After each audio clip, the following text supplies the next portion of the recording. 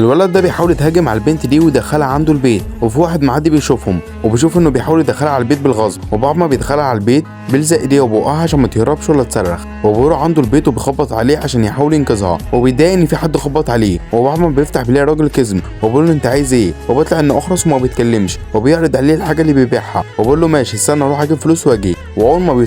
بيدخل بسرعه البيت عشان يفك البنت، وبيقول لها ما تقلقيش، وبيسمع صوته جاي وما بيلحقش يعمل اي حاجه وبيخرج على طول، وبيديله حق الحاجه وبيقفل الباب، وبيدخل وبيقول للبنت النهارده اخر يوم في عمرك، وراجل الكذب بيمسك قلب طوب وبيكسر بيه ازاز البيت عشان ما يأذيش البنت، وبيتضايق منه وبيطلع يجري وراه لحد ما بيوصل عند ضابط شرطه، وبيحاول يقول للظابط انه خاطب بنت بس ما بيفهمهوش، وبرضه كسر ازاز البيت، والظابط بيتاسف له وبيخليه يمشي، وبيشوف ورا العمدان ان البنت اللي معاه ضايعه، فبيقول للظابط بطريقته انا عارف مكانها، وبيروح وراه وبيوديه عند بيت الولد، والظابط بيقول له سلم نفسك احسن لك، والولد كان عايز يتهجم على الظابط وبيقول له مالكش دعوه وامشي، بس الراجل الكذب بيمسكه من رجله وبيخلي الظابط يضربه، وبيقدروا انهم يقبضوا عليه، والراجل الكذب هو اللي انقذ حياتها، والبنت بتشكره وبتقول له لما اقول لك ما كنتش عارفه اعمل ايه.